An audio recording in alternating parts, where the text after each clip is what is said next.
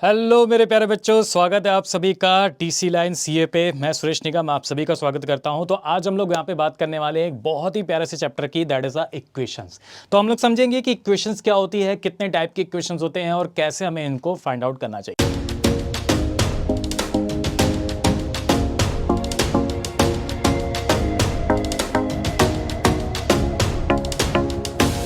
तो सबसे पहले तो आप सभी को यह पता होना चाहिए कि इक्वेशंस क्या होती है। अगर हम इक्वेशंस के बारे में बात करें कि व्हाट इज इक्वेशंस, इक्वेशन क्या है, तो हम कह सकते हैं कि equation is to be defined, equation is to be define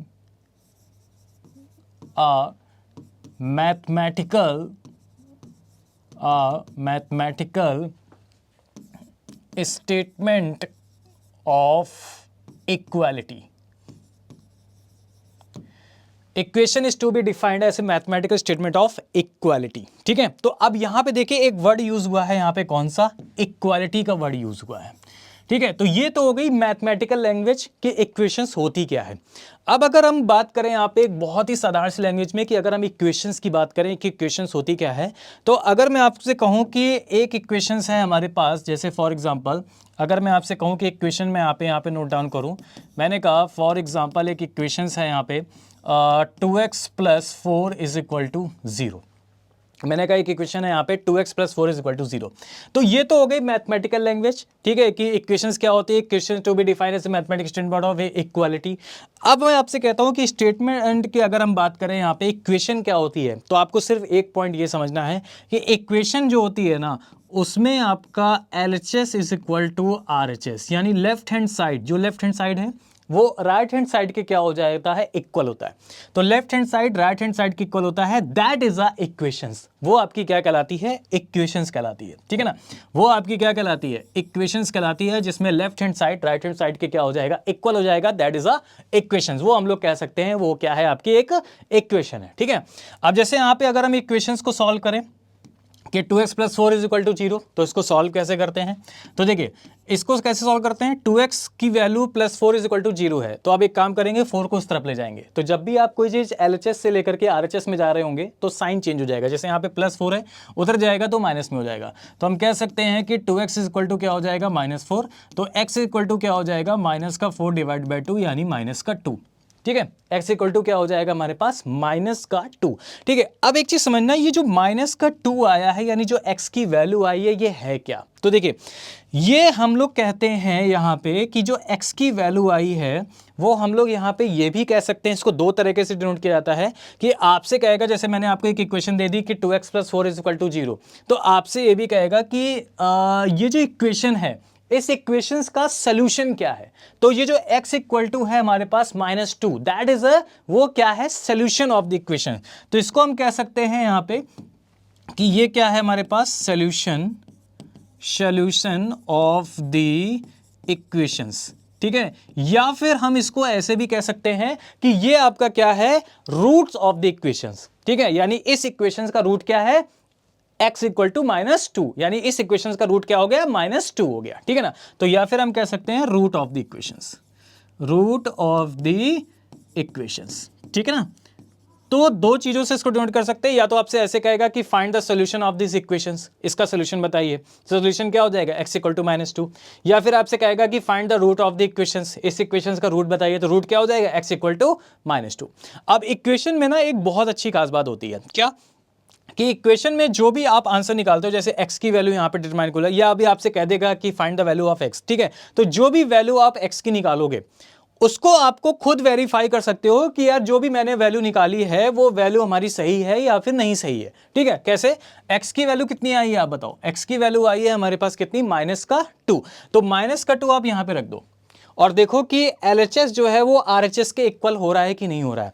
अगर LHS RHS के इक्वल हो रहा है, ठीक है, दैट मींस आपकी x की वैल्यू क्या है, करेक्ट है, अदरवाइज कहीं ना कहीं गड़बड़ है। ठीक है ना, तो ये जो सॉल्यूशन आता है हमारे पास, यानी जो x की वैल्यू आई है हमारे पास, ठीक है, ये आपका क्या कहलाता है, ये आपका कहलाता है सॉल्यूशन ऑफ द इक्वेशंस, या फिर हम इसको हम बोल सकते हैं क्या, रूट ऑफ द इक्वेशंस। बोलो क्लियर हो गया इतना। ठीक है। तो अभी मैंने सिर्फ आपको बताया कि इक्वेशंस क्या होती है। इक्वेशंस क्या होती है? एक मैथमेटिकल स्टेटमेंट ऑफ इक्वालिटी है। मतलब आपको ये नहीं ध्यान रखना है this is a mathematical language, ये तो आपकी बुक की लैंग्वेज हो गई।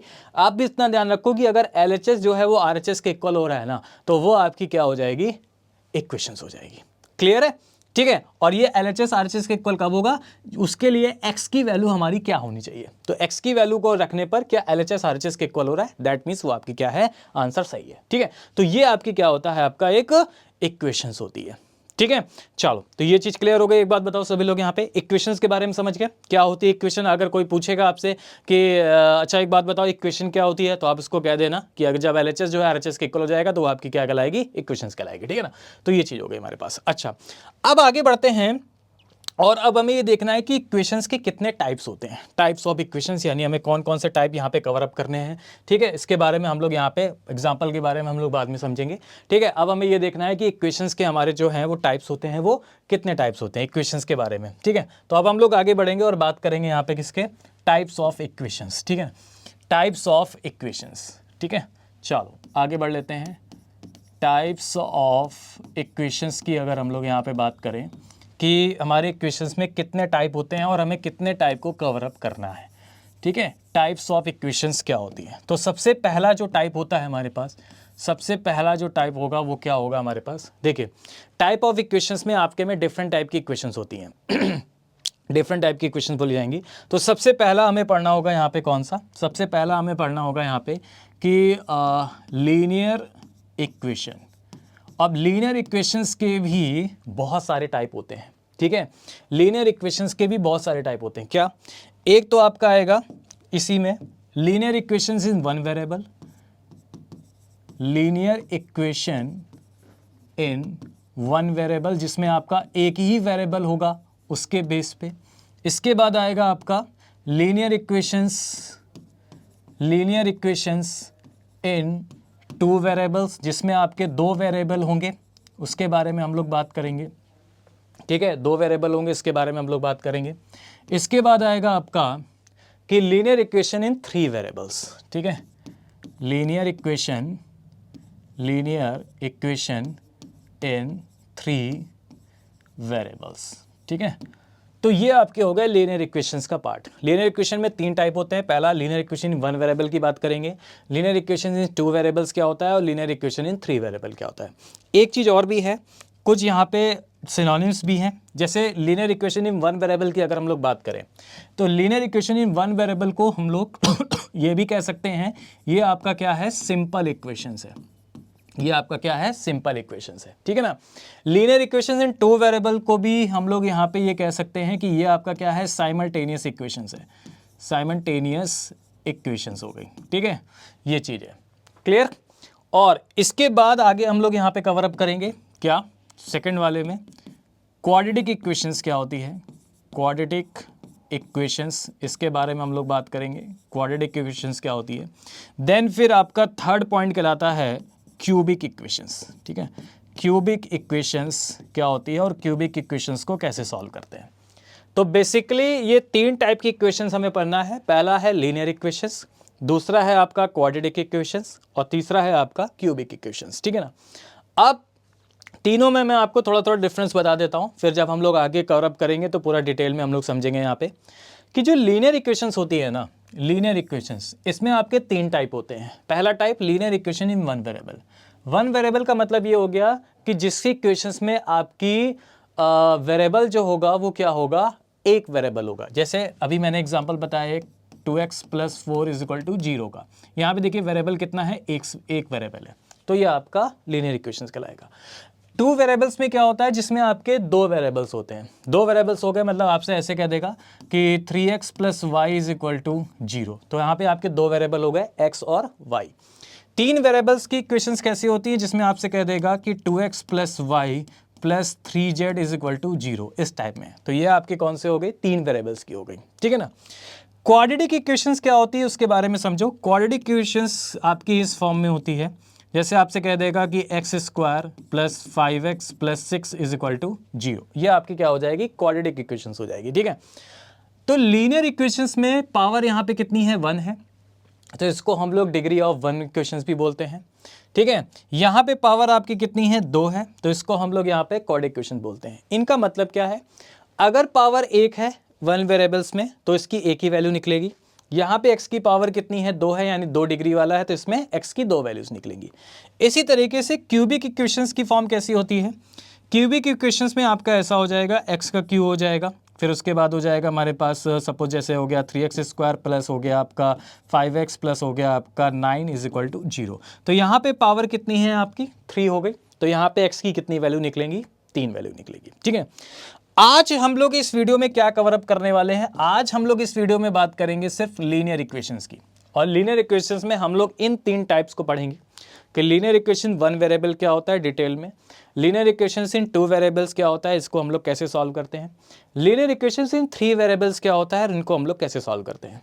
नेक्स्ट का जो 2 टाइप है that is a quadratic equations और क्यूबिक इक्वेशंस, इसको हम लोग पढ़ेंगे नेक्स्ट वीडियो में। ठीक है ना, तो ये आपका पहला पार्ट का वीडियो है, नेक्स्ट पार्ट का वीडियो आपके नेक्स्ट में हम लोग पढ़ेंगे क्वाड इक्वेशन और क्यूबिक इक्वेशंस। ठीक है, अब एक चीज जो और इंपॉर्टेंट चीज है वो अभी आपको ध्यान रखनी है, इक्वेशंस में आपके क्वेश्चंस का जो फॉर्मेट होता है वो क्या होता है, यानी आपके क्वेश्चन जो है वो किस फॉर्मेट पे आते हैं, चाहे कोई भी इक्वेशंस हो। ठीक है ना, तो मैं आपको बता देता हूं, अगर मैं बात कर रहा हूं यहाँ पे इक्वेशंस की, ठीक है, इक्वेशंस की अगर मैं बात कर रहा हूं तो यहाँ पे आपके 2 तरीके से क्वेश्चंस बनेंगे, यानी आपके एग्जाम में जो क्वेश्चंस आते हैं वो 2 टाइप्स के आते हैं।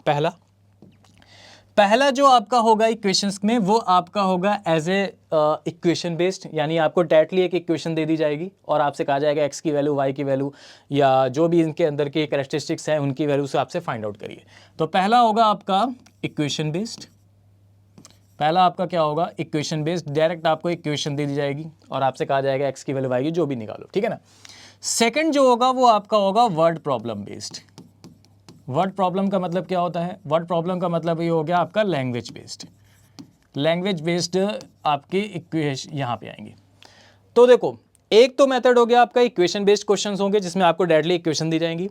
इसमें क्या होता है वर्ड प्रॉब्लम या लैंग्वेज बेस्ड में क्या होता है कि आपको वर्ड प्रॉब्लम और लैंग्वेज बेस्ड को अच्छी तरीके से लैंग्वेज उसको पढ़ना है, उसमें क्या कह रहा है उसको अच्छे तरीके से आपको समझना है और उसके बेसिस पे फिर इक्वेशन फाइंड करके उसको सॉल्व करना है।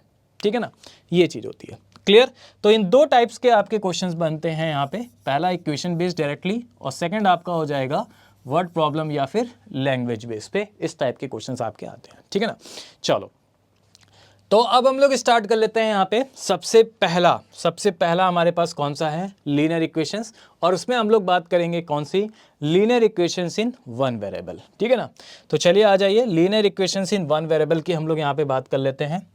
लीनियर इक्वेशंस इन 1 वेरिएबल्स क्या होता है इसके बारे में हम लोग समझेंगे, फिर आगे क्वेश्चंस को देखेंगे। लीनियर इक्वेशंस इन 1 वेरिएबल, या इसी को हम लोग सिंपल इक्वेशंस भी कहते हैं। ठीक है ना, तो लीनियर इक्वेशन इन 1 वेरिएबल क्या होता है, लीनियर इक्वेशंस इन 1 वेरिएबल। तो पहले तो समझो लीनियर इक्वेशन इन 1 वेरिएबल का मतलब क्या होता है।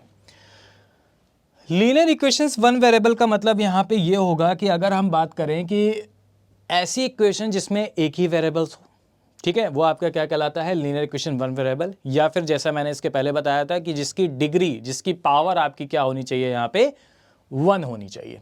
ठीक है ना, जिसकी पावर यहाँ पे कितनी होनी चाहिए, 1 होनी चाहिए। ठीक है, तो हम कह सकते हैं, क्या कह सकते हैं, हम कह सकते हैं an equation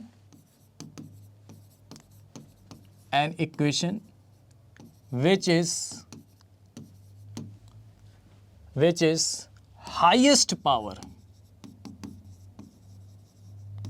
of 1 variable is called a linear equation, and this is also called a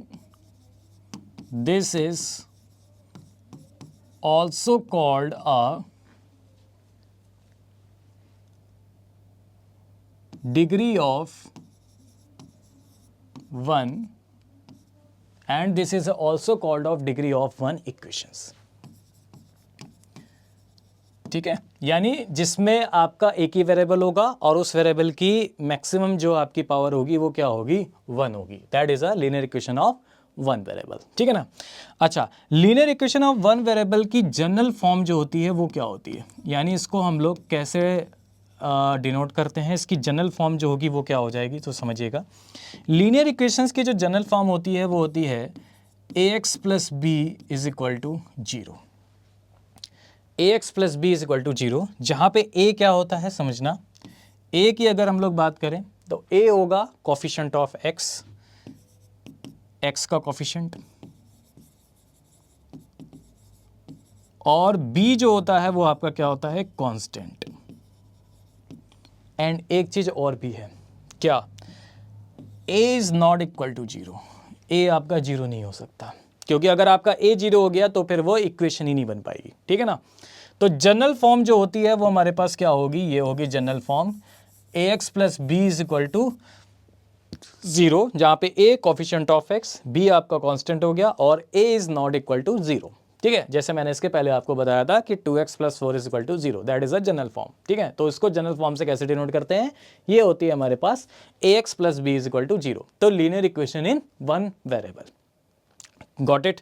अच्छा, अब ये तो हो गया हमारे पास, लेकिन अब एक बात समझते हैं कि इक्वेशंस को हम लोग फाइंड कैसे करते हैं, कैसे फाइंड होती है इक्वेशन। अगर हम लीनियर इक्वेशन वन वेरिएबल्स को फाइंड करें तो लीनियर इक्वेशन वन वेरिएबल को हम कैसे फाइंड कर सकते हैं, क्या चीज़ें हो सकती हैं, ठीक है, समझते हैं। तो हम लोग यहाँ पे एक क्वेश्चन से, और वो क्वेश्चन क्या है, देखिए आप सभी के सामने एक क्वेश्चन यहाँ पे ये दे रखा है, 4x/3 - 1 is equal to 14/5 - x plus 19/5। तो इसको कैसे सॉल्व करना होगा यहाँ पे समझिएगा कि जैसे मैंने कहा कि 4x/3 - 1 है, तो 4x/3, ठीक है, ये -1 है यहाँ पे, तो हम क्या करेंगे, यहाँ पे 3 कॉमन ले लेंगे, ठीक है। तो ये कितना हो जाएगा, 4x - 3 हो जाएगा, अपॉन में कितना हो जाएगा हमारे पास, 3 हो जाएगा, क्लियर है, इज इक्वल टू का।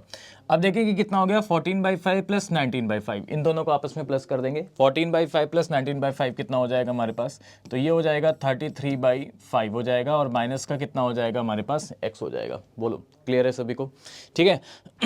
अच्छा, अब एक चीज़ समझना है यहाँ पे कि ये हो गया हमारे पास इस तरीके से। अब एक चीज़ ध्यान से समझो यहाँ पे कि 4x - 3 अपॉन में कितना हो गया, 3 इज इक्वल टू में, ठीक है। अब एक काम करेंगे, इस x को आगे इधर ले आओ, इस x को आगे हम लोग इधर ले आएंगे, तो ये माइनस का इधर आके किसका हो जाएगा, यहाँ पे प्लस का हो जाएगा, ठीक है ना।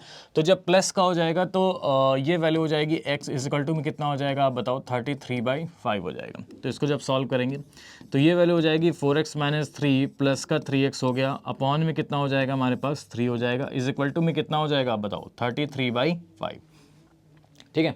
इधर कितना हो जाएगा, 4x प्लस 3x कितना हो जाएगा हमारे पास, 7x, तो 7x - 3 अपॉन में कितना हो गया, 3 इज इक्वल टू 33 बाई कितना हो गया, 5 हो गया। अब एक काम करेंगे, क्रॉस प्रोडक्ट रूल लगा देंगे, यानी क्रॉस मल्टीप्लाई कर देंगे।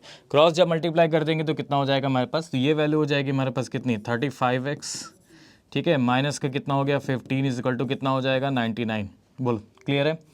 तो ये वैल्यू उधर चली जाएगी, ये वैल्यू क्या हो जाएगी हमारे पास, उधर चली जाएगी, तो ये वैल्यू उधर चली जाएगी, तो 35x इज इक्वल टू कितना हो गया, 9 1 10 और 1 11, ठीक है, 114 हो जाएगा। तो x की वैल्यू कितनी हो जाएगी हमारे पास, x की वैल्यू हो गई 114/35। तो ये हो जाएगा हमारे पास क्या, x की वैल्यू। तो ये हो गया इस इक्वेशंस का सॉल्यूशंस, ठीक है, इस इक्वेशंस का सॉल्यूशंस क्या हो जाएगा हमारे पास, 114/35, ठीक है। चलो भाई, बहुत बढ़िया, आगे बढ़ते हैं। अब इसी टाइप से एक और क्वेश्चन देखते हैं, जैसे यहाँ पे एक क्वेश्चन है, तो एक बार जल्दी देखते हैं कैसे हम लोग इसको फाइंड करेंगे, किस टाइप से क्वेश्चन हो गए, इक्वेशंस को हम लोग कैसे फाइंड आउट करते हैं। तो ये हो गया हमारे पास x plus 24/5 is equal to 4 plus x/4। अब इसको देखो क्या लिख सकते हैं यहाँ पे कि x plus 24/5 is equal to कितना हो जाएगा यहाँ पे 16 प्लस x/4 हो जाएगा हमारे पास, 4 यहाँ पे कॉमन ले लेंगे। अब क्या करना होगा, क्रॉस मल्टीप्लाई कर दो यहाँ पे, ठीक है, क्रॉस मल्टीप्लाई कर देंगे तो ये वैल्यू कितनी हो जाएगी हमारे पास, x प्लस 24 का 4 से मल्टीप्लाई हो जाएगा, तो ये वैल्यू हो जाएगी 4x प्लस 96, 4x प्लस 96, 24 का 4 से मल्टीप्लाई हो जाएगा, इज इक्वल टू 5 का मल्टीप्लाई 16 प्लस x से कर देंगे, तो ये वैल्यू कितनी हो जाएगी, 80 प्लस कितना हो जाएगा, 5x हो जाएगा। तो ये 4x को उठा के उधर ले आओ, तो जब मैंने बताया था कोई भी वैल्यू उधर जाएगी तो वो माइनस में हो जाएगा, तो 5x और माइनस का 4x इज इक्वल टू में इधर कितना हो जाएगा, 96 माइनस कितना हो जाएगा, 80 हो जाएगा। तो 5x माइनस 4x मतलब कितना हो गया x, और x की वैल्यू कितनी आ गई हमारे पास 16, x की वैल्यू हमारे पास कितनी आ गई 16, तो 16 हो जाएगा इसका क्या यहाँ पे करेक्ट आंसर। ठीक है, तो ये तो था हमारे पास इक्वेशंस के बेस में कि इक्वेशंस के बेस पे अगर क्वेश्चंस आता है तो हम लोग को किस तरीके से यहाँ पे फाइंड आउट करना चाहिए। अब आते हैं हम लोग यहाँ पे, जैसे मैंने आपको बताया था कि लैंग्वेज के बेस पे यानी वर्ड प्रॉब्लम के बेस पे अगर क्वेश्चंस आएगा तो हमें उस तरह को कैसे फाइंड आउट करना होगा। तो कह रहा है कि the denominator of A fractions exceed the numerator bye 5। ठीक है, denominator of fraction exceed the numerator bye 5। अब देखो फ्रैक्शंस क्या होता है, तो पहले मैं आपको बता देता हूँ फ्रैक्शंस की वैल्यू क्या होती है। फ्रैक्शन जो होता है उसको हम लोग डिनोट करते हैं यहाँ पे किससे, x अपॉन वाई से। ठीक है, फ्रैक्शन जो होता है हमारे पास क्या होता है, x अपॉन वाई होता है, where y is not equal to 0, y आपका 0 नहीं होना चाहिए। और x को हम लोग क्या बोलते हैं यहाँ पे न्यूमरेटर, x को हम लोग क्या बोलते हैं न्यूमरेटर बोलते हैं, और y को हम लोग क्या बोलते हैं यहाँ पे डिनोमिनेटर बोलते हैं। ठीक है ना, x आपका न्यूमरेटर हो जाएगा और y जो हो जाएगा वो हमारे पास क्या हो जाएगा, डिनोमिनेटर हो जाएगा। तो आपसे कह रहा है कि the denominator of a fraction exceed the numerator bye 5। ठीक है ना, तो the denominator of a fraction exceed the numerator bye 5। तो यानी y की जो वैल्यू है, ठीक है, y की जो वैल्यू है, तो डिनोमिनेटर क्या था हमारे पास x था, वो उससे क्या है 5 ज़्यादा है, तो y की वैल्यू क्या हो जाएगी x प्लस 5। तो इसका मतलब x तो रहेगा, x y की वैल्यू क्या हो गई x अपॉन 5 हो गई। ठीक है, अब आपसे क्या कह रहा है, if 3 be added to both of fraction, both of fraction का मतलब हो गया न्यूमरेटर और डिनोमिनेटर दोनों में हमें क्या करना है यहाँ पे प्लस करना है 3, तो +3 यहाँ पे प्लस कर दिया और +3 यहाँ पे भी प्लस कर दिया। ठीक है, तो आपसे कह रहा है कि जो फ्रैक्शंस हो गया हमारे पास वो कितना हो गया है 3/4 हो गया। जो फ्रैक्शंस हो गया हमारे पास वो कितना हो गया 3/4 हो गया। तो इसको हम सॉल्व कर लेंगे तो ये हो जाएगा x प्लस 3 अपॉन इधर कितना हो जाएगा x plus 8 is equal to में ये वैल्यू कितनी आ गई हमारे पास 3/4 आ गई। ठीक है ना, अब क्या करना होगा, क्रॉस मल्टीप्लाई कर दो, तो ये वैल्यू बन जाएगी हमारे पास कितनी 4x plus 12 is equal to ये कितना हो जाएगा 3x प्लस 24। 4x में 3x माइनस करेंगे तो कितना आ जाएगा हमारे पास x आ जाएगा, 4x में 3x माइनस करेंगे तो कितना आ जाएगा हमारे पास x आ जाएगा। ठीक है, तो x की वैल्यू कितनी हो जाएगी हमारे पास 12, तो x की वैल्यू जो आ गई वो हमारे पास कितनी आ गई 12 आ गई। लेकिन आपसे ये बोला गया था कि फ्रैक्शंस हमें बताना है, फाइंड द फ्रैक्शंस, वो फ्रैक्शंस क्या होगा, तो फ्रैक्शंस क्या था हमारे पास आप बताओ, फ्रैक्शंस था हमारे पास x अपॉन वाई, तो x की वैल्यू कितनी आ गई हमारे पास 12 आ गई, और y की वैल्यू क्या थी x प्लस 5 थी, x हमारा 12 था, तो y की वैल्यू कितनी हो जाएगी 17 हो जाएगी, तो 12/17 हो जाएगा इसका क्या यहाँ पे करेक्ट आंसर, 12/17 हो जाएगा इसका करेक्ट आंसर। बोलो क्लियर हो गया सभी को, ठीक है ना, चलो भाई बहुत बढ़िया।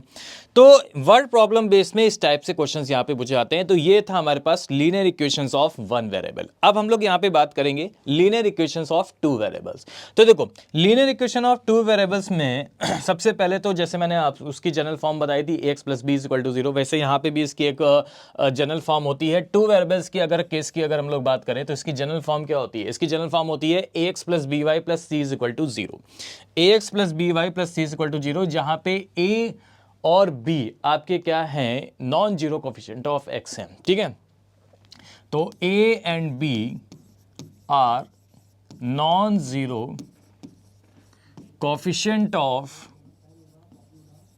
x and y। तो a और b जो है वो non zero of coefficient of x and y, and c जो आपका है वो क्या है कांस्टेंट है, c आपका क्या है यहां पे कांस्टेंट है। चलो क्लियर है। तो अब जनरल फॉर्म इसकी होती है हमारे पास, जैसे मैंने आपको बताया इसकी जनरल फॉर्म क्या होती है ax + by + c = 0। इस तरीके से हम लोग इसको क्या करते हैं यहाँ पे रिप्रेजेंट करते हैं, या हम ऐसे भी कह सकते हैं कि ax + by = क्या हो जाएगा -c हो जाएगा। ठीक है ना, तो अब इसी के बेस पे अब एक चीज समझिए कि इसमें किस टाइप की क्वेश्चंस होती हैं और उनको हमें कैसे सॉल्व करना होता है। जैसे अगर मैंने आपसे कह दिया कि ax + by + c = 0 में मैंने एक इक्वेशन यहाँ पे कह दी कि इस तरीके से मैंने आपसे कह दिया यहाँ पे कि मैंने कह दिया 2x + y = कितना हो गया हमारे पास 3 हो गया। ठीक है ना, 2x + y = कितना हो गया हमारे पास 3 हो गया, तो ax + by = के फॉर्मेट में हो गया हमारे पास। ठीक है ना, ax + by + c यानी फॉर्मेट में हो गया हमारे पास, या हम कह सकते हैं 2x + y - 3 = 0, ऐसा भी कह सकते हैं। तो 2x + y - 3 = 0, इस वाले फॉर्मेट में भी कह सकते हैं। तो इसको आप उधर लेके जाओगे तो क्या हो जाएगा +3 हो जाएगा। ठीक है ना, तो 2x + y = में कितना हो गया 3 होगा, एक इक्वेशन सी हो गई। दूसरी इक्वेशन मैंने लिया यहाँ पे कि x + y की वैल्यू कितनी है हमारे पास 2 है, x प्लस वाई की वैल्यू है हमारे पास कितनी 2 है, ठीक है ना। तो अब इन दो इक्वेशंस को अगर हम बात करें यहाँ पे जिनमें दो वेरिएबल्स आते हैं, जहाँ पे एक x वेरिएबल है और जहाँ पे एक a वेरिएबल है और जहाँ पे क्या है, जहाँ पे एक x वेरिएबल है और जहाँ पे एक y वेरिएबल्स है, ठीक है ना। दो वेरिएबल्स की बात हो रही है, टू वेरिएबल्स, ठीक है। इसके पहले वाले में क्या था, ax plus B is equal to 0, यहाँ पे एक ही वेरिएबल था, x की मैक्सिमम पावर यहाँ पे कितनी थी, 1 थी, ठीक है। यहाँ पे क्या है, दो वेरिएबल्स की केस की बात कर रहे हैं, जहाँ पे x और y आपके क्या है, दो वेरिएबल्स हैं, ठीक है ना, क्लियर। और a और b जो है आपका non zero coefficient of x and y है, तो c आपका कांस्टेंट। तो अगर मान लीजिए ये दो इक्वेशंस हैं, ठीक है, इस टाइप में, तो यहाँ पे देखो दो वेरिएबल्स हो गए x और y, x और y।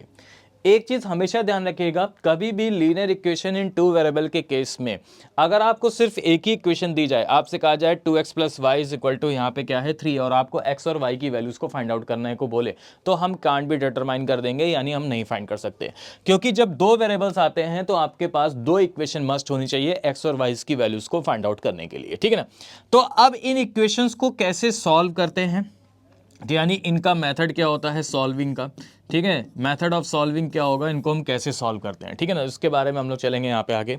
तो सॉल्व करने का जो मेथड होता है, तो देयर आर टू मेथड, दो मेथड से हम लोग इसको सॉल्व कर सकते हैं, ठीक है।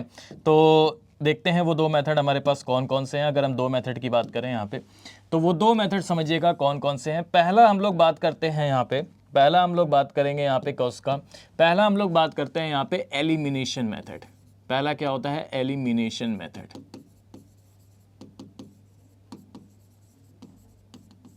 पहला होता है हमारे पास कौन सा, एलिमिनेशन मेथड। और दूसरा जो होता है हमारे पास वो होता है सब्स्टिट्यूशंस मेथड।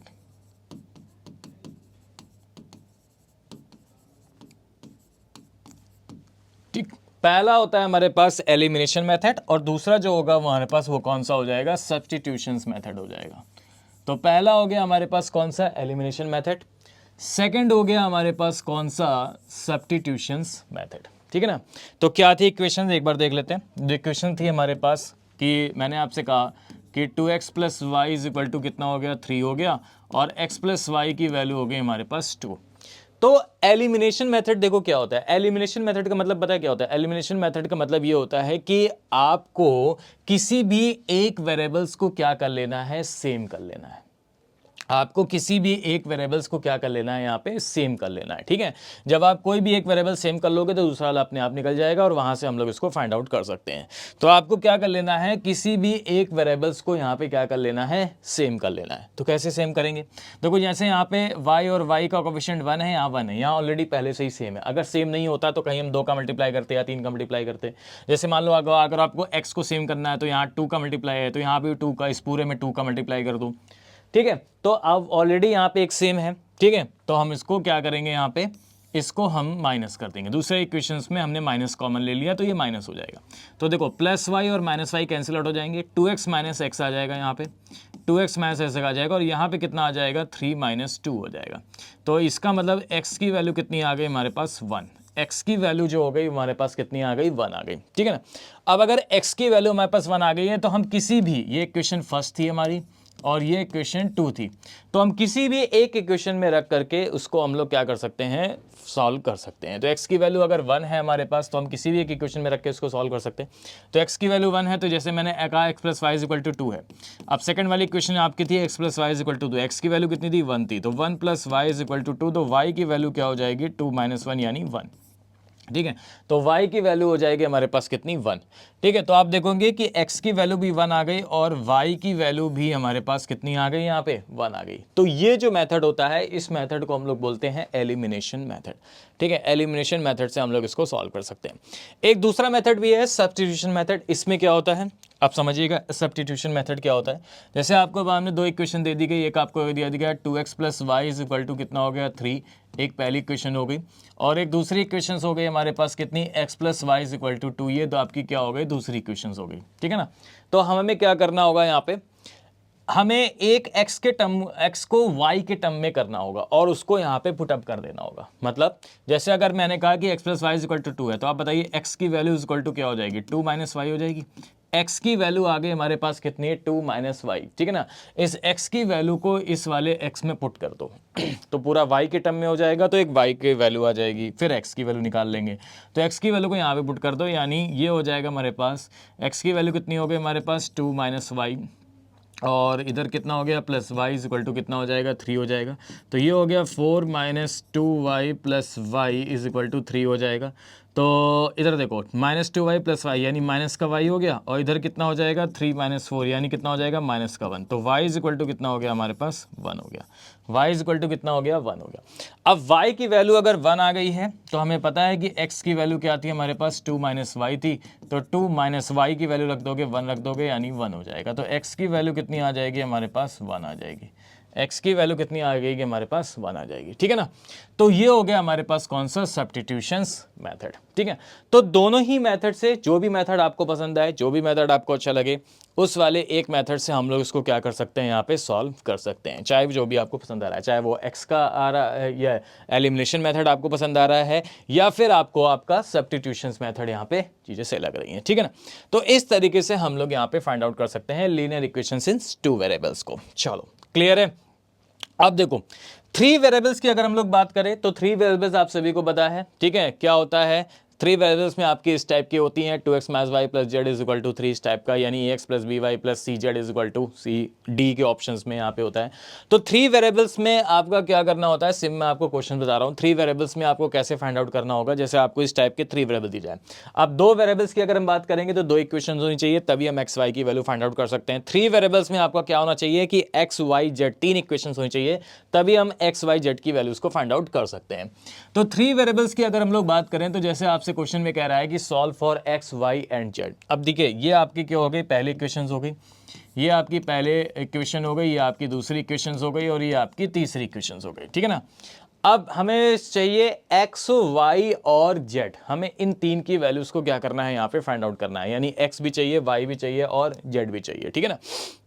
तो हमें इन 3 इक्वेशंस को यहाँ पे क्या करना होगा, फाइंड आउट करना होगा। x हो गया, y हो गया, और क्या हो गया हमारे पास z हो गया, ठीक है ना। x y z इन 3 को हमें क्या करना है यहाँ पे फाइंड आउट करना है। तो हम देखो कैसे करेंगे, इन 3 को अगर हमें फाइंड आउट करना है तो हम कैसे करेंगे। सुनो, आपसे कह रहा है 2x minus y plus z is equal to 3, x plus 3y minus 2z is equal to 11, और 3x minus 2y plus 4z is equal to कितना हो जाएगा हमारे पास, ये वैल्यू हो गई हमारे पास 1 हो गई, ठीक है ना। तो हमें इसको अगर हमें फाइंड आउट करना है तो हम कैसे करेंगे, तो हम ये देखेंगे कि यार यहाँ पे ना कैसे हमें इसको फाइंड आउट करना है। हमें ये करना है कि यार कोई कहीं कुछ ऐसा हो कि 2 वेरिएबल सेम हो जाए तो हमें डेट जेड की वैल्यू मिल जाए। अगर कहीं ऐसा नहीं हो रहा है तो फिर हमें दो इक्वेशंस एक एक करके दो वेरिएबल्स की इक्वेशंस बनानी पड़ेगी, ठीक है। तो चलो देखते हैं यहाँ पे, अगर मैं यहाँ पे 2 का मल्टीप्लाई कर दूँ सेकंड वाली क्वेश्चन में, तो एक्स एक्स तो सेम हो जाएगा और जेड जेड भी सेम हो जाएगा। नहीं, यहाँ पे जेड जेड सेम नहीं होगा, ठीक है। यहाँ पे 2 है, यहाँ पे नहीं, इसमें भी नहीं सेम होगा। तो हम देखते हैं ज़रा किस में क्या करें कि सेम हो जाए। अगर हम इसमें इस वाली क्वेश्चन में 2 का मल्टीप्लाई करते हैं तो ये 4 हो जाएगा, या इस वाली क्वेश्चन में अगर हम 3 का मल्टीप्लाई करते हैं तो ये 6 हो जाएगा, तो यहाँ 3 आ जाएगा, यहाँ पे 2 का नहीं, कोई भी 2 इक्वेशन एक साथ कभी भी सेम नहीं हो रही हैं। तो हमें क्या करना होगा, 2 इक्वेशंस को लेकर के फाइंड आउट करना होगा, ठीक है ना। चलो देखते हैं कैसे करेंगे, सिंपल है, बहुत बढ़िया। देखो अब एक काम करो, सिंपल है, कुछ नहीं करना है हाँ देखो ध्यान से समझना, अब यहाँ पे क्या करना होगा, 2 का अगर यहाँ पे दे रखा है, ठीक है, तो सुनो, ये इक्वेशन आपको पहली इक्वेशन आपको कितनी दे रखी है, 2x minus y plus z is equal to 3। दूसरी इक्वेशन आपको दे रखी है x प्लस 3y माइनस का 2z इज इक्वल टू कितना हो जाएगा हमारे पास, x प्लस 3y माइनस का 2z इज इक्वल टू कितना हो जाएगा हमारे पास 11 हो जाएगा, ठीक है ना। तो अब एक काम करते हैं, यहाँ पे क्या है 2 है, और यहाँ पे भी क्या है x है, यहाँ पे x का कोफिशिएंट क्या है 2 है, यहाँ पे x का कोफिशिएंट 1 है। तो इस वाली इक्वेशंस में मैंने एक काम करते हैं, इस वाली इक्वेशन में 2 का मल्टीप्लाई कर देते हैं, इस वाली इक्वेशन में 2 का मल्टीप्लाई कर देंगे। इस वाली इक्वेशंस में अगर आप 2 का मल्टीप्लाई कर दोगे तो ये इक्वेशन क्या बन जाएगी, सुनो, ये इक्वेशन बन जाएगी हमारे पास, ये तो हमें दे रखी है 2x minus y plus z is equal to 3, ये हमें दे रखी है, इसमें हमने 2 का मल्टीप्लाई किया तो ये बन जाएगा 2x और प्लस का हो जाएगा 6y और माइनस का हो जाएगा 4z इज इक्वल टू कितना हो जाएगा 22। ठीक है ना। अब क्या करेंगे, इसको यहाँ पे हमें कट करना है तो माइनस कर दो, ये माइनस ये माइनस, ये माइनस था प्लस हो गया और ये भी माइनस हो जाएगा, तो ये कट हो जाएगा तो एक इक्वेशन निकल के आ जाएगी -y माइनस 6y यानी माइनस का 7y, बोलो क्लियर है, और प्लस जेड प्लस का 4z यानी प्लस का 5z इज इक्वल टू कितना हो जाएगा, और इधर हो गया हमारे पास कितना प्लस का 3 और माइनस का 22, प्लस का 3 और माइनस का 22 कितना हो जाएगा माइनस का 19। ठीक है, तो अब माइनस कॉमन ले लो तो ये बन जाएगा 7y माइनस का 5z इज इक्वल टू 19। तो एक अब इक्वेशन हमारे पास थर्ड वाली जो बन गई ये बन गई y और z से रिलेटेड, y और z से रिलेटेड इक्वेशन यहाँ पे ये वाली बन गई। ठीक है ना। अब हमें क्या करना होगा, अब हमें इसी तरह इन दोनों इक्वेशंस को लेना होगा, आप कोई भी दो इक्वेशंस ले लो और वहाँ से y और z की इक्वेशंस को बनाना होगा। ठीक है ना। तो आप कोई भी दो इक्वेशन ले लो और y और z से बनाना होगा। तो अब हम एक काम कर लेते हैं, यहाँ पे मैंने 2 का मल्टीप्लाई किया था, यहाँ पे मैंने क्या किया था 2 का मल्टीप्लाई किया था, तो इक्वेशन क्या बनी थी हमारी, इक्वेशन बनी थी हमारी 2x, यहाँ पे देखो 2x प्लस 6y माइनस कितना था यहाँ पे 4z और इज इक्वल टू कितना आ गया था 22। ठीक है ना 22। ठीक है 2x plus 6y minus 4z is equal to 22। अब ये थर्ड वाली इक्वेशन कौन सी दे रखी है, थर्ड वाली दे रखी है 3x माइनस का 2y और प्लस का 4z इज इक्वल टू कितना था 1, ये था हमारे पास 1 हो गया था। बोलो, तो अब देखो, अब यहाँ पे कुछ नहीं करना है, माइनस करने की जरूरत नहीं है। यहाँ पे देखो ये ऑलरेडी कट ही जा रहा है, ऐड करने पर दोनों इक्वेशन को ऐड कर देंगे तो ये कट जाएगा। तो यहाँ से x और y से यहाँ पे हमें x और y नहीं चाहिए, हमें चाहिए था यहाँ पे y और z। हाँ, तो हमें z को नहीं कट करना होगा, हमें z को नहीं कट करना होगा, हमें यहाँ पे x को सेम करना होगा। सुनो, हमें यहाँ पे क्या करना होगा, x को सेम करना होगा, तभी तो हम y और z की वैल्यू निकाल सकते हैं। y आ जाएगा, z आ जाएगा तो x अपने आप आ जाएगा। ठीक है ना। तो अब हम क्या करेंगे, यहाँ पे 2 का मल्टीप्लाई नहीं करना है, अब हम इस इक्वेशन में एक काम करते हैं, हमें क्या ना x को सेम करना है, तभी हम y z से, तो हम एक काम करते हैं इस वाली इक्वेशन में 3 से मल्टीप्लाई कर देते हैं।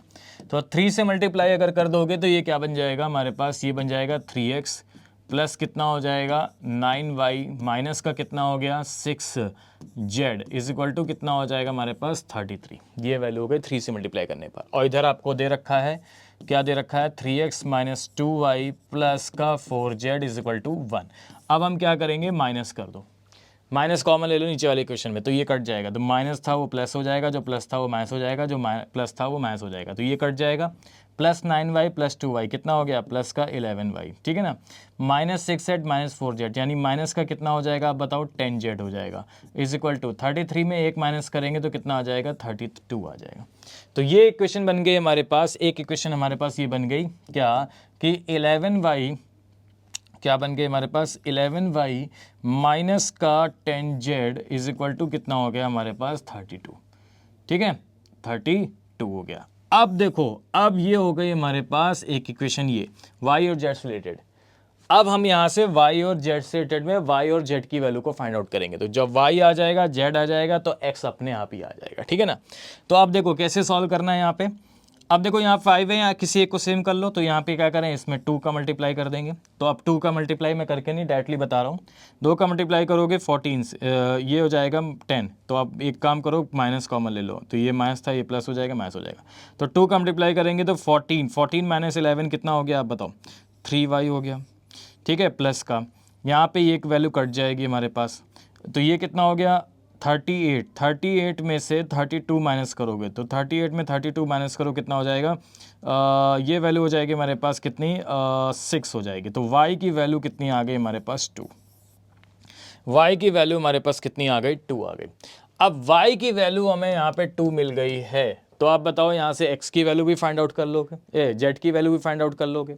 y की वैल्यू 2 आ गई, किसी भी एक इक्वेशन में रख दो, तो y की वैल्यू अगर 2 आ गई है तो किसी भी इक्वेशन में रख देंगे, यहाँ पे इस वाले में रख दो y की वैल्यू 2, तो y की 2 रखोगे तो 7 2 जा कितना हो जाएगा 14 माइनस का कितना हो जाएगा 5z इज इक्वल टू कितना हो गया 19। तो माइनस का 5z इज इक्वल टू कितना हो जाएगा 19 माइनस 14, ठीक है ना। 19 माइनस 14 कितना होता है, 5 होता है, ठीक है। तो माइनस का 5z इज इक्वल टू 5, तो z की वैल्यू कितनी आ जाएगी, माइनस का 1। z की वैल्यू माइनस का 1 आ गई, y की वैल्यू 2 आ गई। तो अब बताइए x की वैल्यू क्या होगी। अब तो निकाल लोगे x की वैल्यू, किसी भी एक इक्वेशन में रख दो, इस वाले में रख दो। तो ये वैल्यू हो जाएगी हमारे पास 2x माइनस y की वैल्यू कितनी आई थी जरा बताओ, 2 आई थी, प्लस z की वैल्यू कितनी आई थी, -1 आई थी, तो ये -1 हो जाएगा, इज इक्वल टू कितना हो जाएगा, 3। तो 2x इज इक्वल टू कितना हो गया, 3, ये इधर जाएगा प्लस का 2, ये इधर जाएगा प्लस का 1, तो 2x इज इक्वल टू कितना हो गया, 6। x की वैल्यू कितनी आ गई, 3। तो x की वैल्यू आ गई हमारे पास 3। तो इस तरीके से हम x, y और z, ठीक है, इन तीनों की ही इक्वेशंस को यहाँ पे फाइंड आउट कर सकते हैं 3 वेरिएबल में। x की वैल्यू आ गई 3, y की वैल्यू आ गई 2 और z की वैल्यू आ गई -1, ठीक है ना। तो इस तरीके से हम लोग इसको फाइंड आउट कर सकते हैं। अच्छा, अब हमें चेक करना हो कि हमारी वैल्यू सही है या नहीं सही है, तो आप किसी भी एक इक्वेशन में रख दो और इक्वल टू 3 के इक्वल आएगा कि नहीं आएगा, अपने आप पता चल जाएगा। देखो x की वैल्यू 3 है तो 3 रखो, 3 दूनी कितना हो गया, यहाँ पे 6 हो गया, माइनस y कितना था हमारे पास, 2 था, तो -2 हो जाएगा, प्लस z कितना था, -1 था, तो -1। देखो यहाँ पे 3 आ रहा है कि नहीं आ रहा है, 6 माइनस 2 कितना हो गया, 4, 4 माइनस 1 3, ठीक है। इसका मतलब हमारी इक्वेशन एकदम करेक्ट है, हमारे आंसर बिल्कुल सोल्यूशन जो है वो एकदम करेक्ट है। बोलो क्लियर है, ठीक है। तो इस तरीके से हम लोग क्या कर सकते हैं, इस टाइप के क्वेश्चंस को यहाँ पे फाइंड आउट जो है वो कर सकते हैं। इस तरीके से हम लोग इसको यहाँ पे चीज़ों को देख सकते हैं, ठीक है। तो ये था हमारे पास, जैसे मैंने आपको बताया, linear equations in 1 variable, linear equations in 2 variable and linear equations in 3 variable के केस में सारी चीज़ें मैंने आपको बताई, ठीक है। और जैसे मैंने पहले कहा था कि ये आपका है लीनियर इक्वेशंस। आज हम लोग बात करेंगे linear equation first, second and third की। इसके बाद हम लोग नेक्स्ट वीडियो में आएंगे और उसमें हम लोग बात करेंगे क्वाड्रेटिक इक्वेशंस और क्यूबिक इक्वेशंस को कैसे हम लोग फाइंड आउट करते हैं, ठीक है। तो चलिए आज के लिए इतना रखते हैं और मिलते हैं नेक्स्ट वीडियो में। थैंक यू सभी को, टेक केयर, बाय बाय।